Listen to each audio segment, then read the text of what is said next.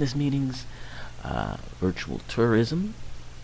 Go to visit your country or some place where you think you might want to go. Uh, you can experience it virtually before you even step on a plane. And the applications will be cheap, user friendly, and it will allow people to partake in these activities in a much different way. So, like the latest VR headsets, those are things like Oculus Rift, Sony's Project Morpheus, which have sort of provided a virtual experience for people as popular entertainment, and that will continue. But some of the things that we'll have and have already started happening are virtual reality headsets for your smartphone. So, and we already have something like that. It's called Google Cardboard, and if you look at the thing, it's it's really cardboard, in which you basically stick your it's a pair of cardboard goggles, and you basically stick your cell phone into it, or your smartphone into it. It reminds me a lot of an old toy I used to have when I was a kid, where you would look into the viewer, and you'd put a disc in, and you'd press a button, and the disc would turn, and you'd see different pictures. It reminds me a lot of that. But it's low cost. It's $20.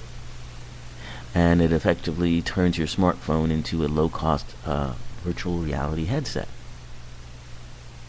Now, it might not have the same high resolution as the more expensive headsets, but that will come.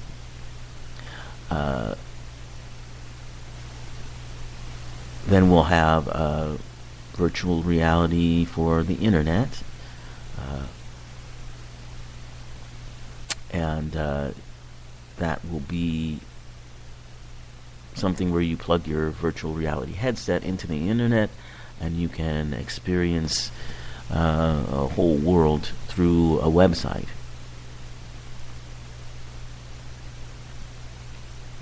And then there will be the rise of the human mind meld, the brain-computer interface.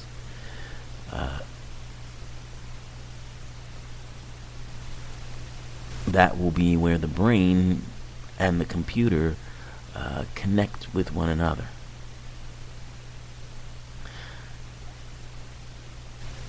So, right now, and in the near future, if you want to experience a virtual reality world, you would need to be comfortable wearing a headset that wraps around your head.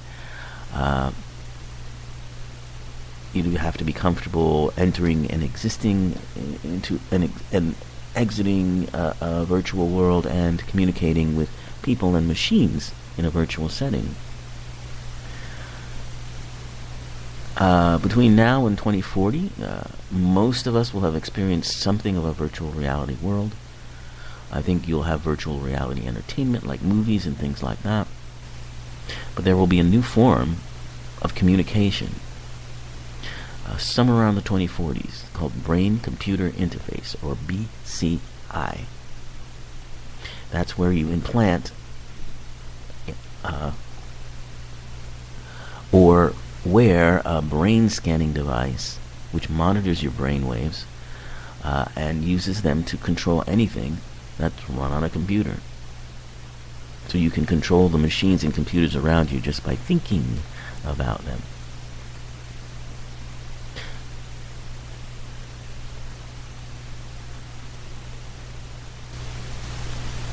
Fascinating, isn't it? You'll be able to control things. Researchers on BCI have showed how users can control household functions, as well as other devices and cars, vehicles. Controlling animals. There was a successful BCI experiment where a human was able to make a lab rat move its tail using only his thoughts. This might one day allow you to communicate with your pet brain to brain. There's been some experiments in turning brainwaves into text,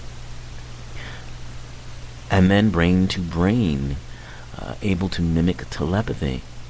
An international team of scientists was able to do this, just to think the word hello, and converted that word from brainwaves to binary code and emailed it to France, where the binary code was converted back into brainwaves to be perceived by the receiving person. And these same people are the people that tell you that, intuition, telepathy doesn't exist. Funny. Recording dreams and memories. You'll be able to record your dreams and memories into by converting the brain waves into images and storing them somewhere, possibly on the cloud. So BCI. That's the ultimate future, I think, for the internet and our interaction with it, and that will lead us to the global hive mind, as they call it, which I call the divine mind, the interconnectedness that we all share. And our technology will be mimicking that. But as always, while the technology can mimic it, we are the ones that provide the impetus behind it. It's nothing more than an extension of who we are. As scary as it might seem to some, that's really all it is. So it's good to keep that in mind. And there you have it. The future of the internet, VCI, virtual reality, augmented reality. It's all coming, folks. And it's nothing to be scared of. We'll learn how to deal with it. Have a great week.